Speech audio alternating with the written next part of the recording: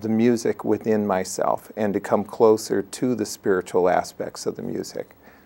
Well, and I get what you're saying is, you know, it's like you become a better musician thanks to your relationship to God or the higher power, etc. Absolutely. Or the better musician you become, the more you reveal your true self or your true spirit. Absolutely. Yeah. Now, you call yourself a music coach, but if you intertwine spirituality and music, you're really almost like a life coach. There are great lessons to be learned through music. The study of a musical instrument involves patience. It also is almost like a laboratory in miniature of the total life, because through musical experience you can see where the connection is between the mind and the body. And you see a result, and it's either successful or it's not.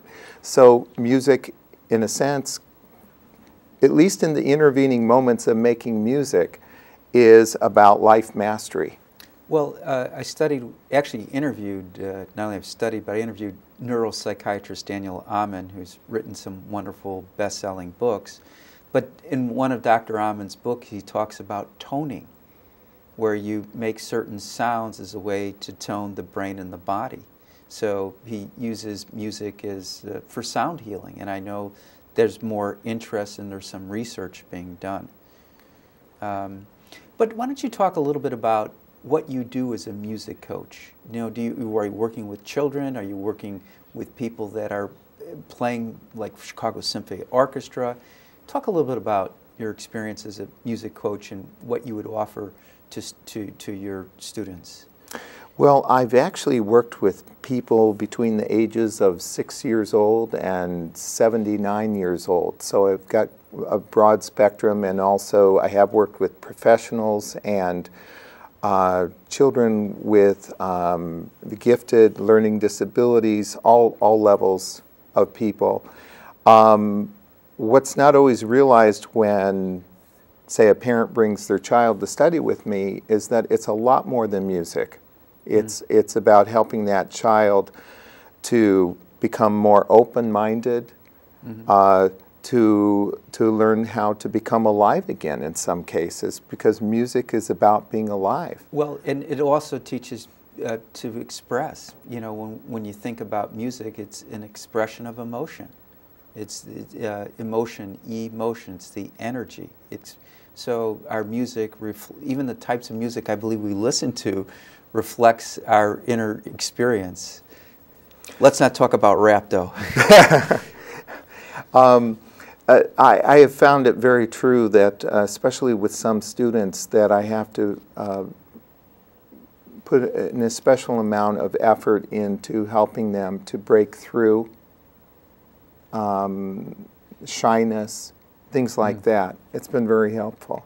Yeah, stage fright is actually one of the main anxieties. Yes, and you know, stage fright evolves out of certain values, the desire to be perfect. And I try to, again, focus my students.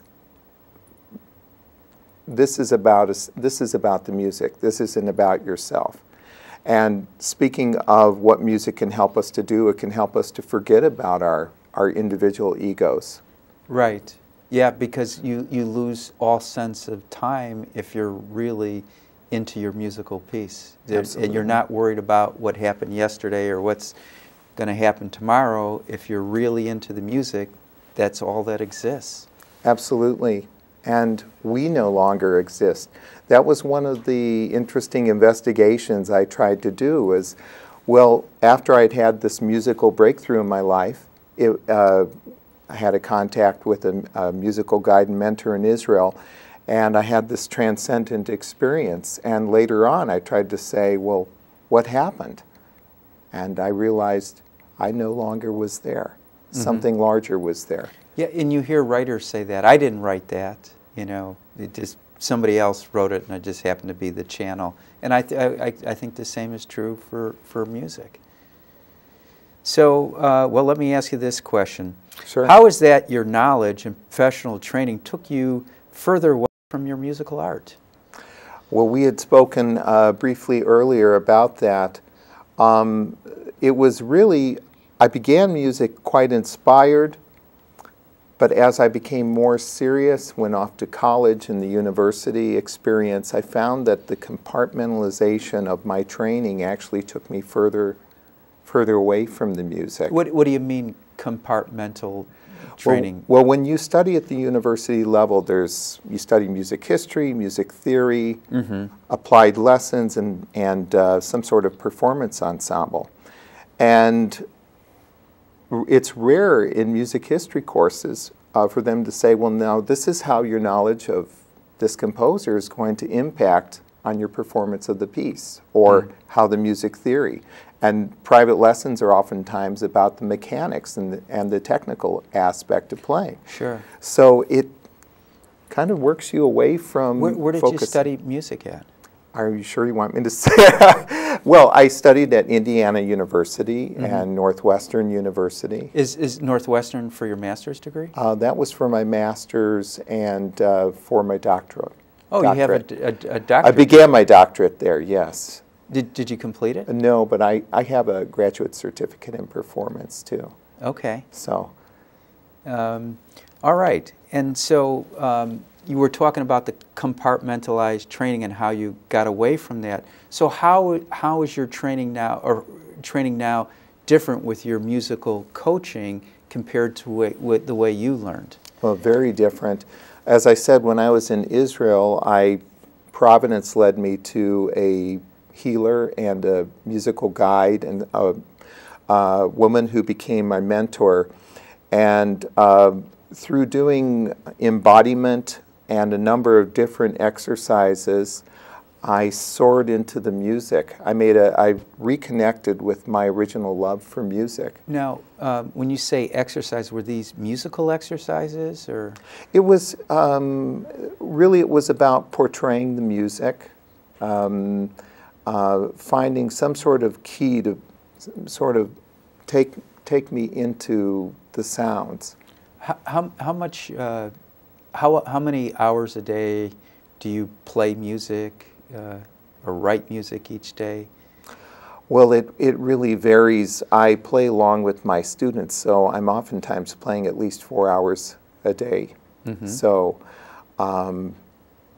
I think it's really important to play along with my students to give them example and hopefully inspire them. And how many different instruments can you teach? You know. Well, I teach all of the brass instruments. Yeah. Okay, you want to name them, because the trumpet and the trombone and the tuba and the euphonium and the French horn. Okay. And can you teach anything outside of the brass instruments? Well, that's where the music coach comes in, because so often private lesson study involves focusing only on the technical aspects and not on the greater musical aspects. So yes, I've done a number of coaching situations working with pianists and violinists, helping to get them more invested into the essence of what the music's about. And now, do you do strictly classical? Do you ever work with jazz or blues music? Yes, I also play jazz, and probably have worked in about every facet of music there is: salsa, big band, everything. Do you have a preference for any type? I would suppose my home is in classical music, but I love jazz, and I love jazz expressions. So, what do you think about like the current state of music? Because there in a sense there is a kind of a resurgence to new age spiritual music. Where do you think we are with music today? Well, it's varied, because you have a lot of electronic instruments. And one of the things about electronic instruments is they don't feel, and they don't grow from one moment to another. They don't evolve in terms of the music. That's a great point, by the way. It would never cross my mind to say you can't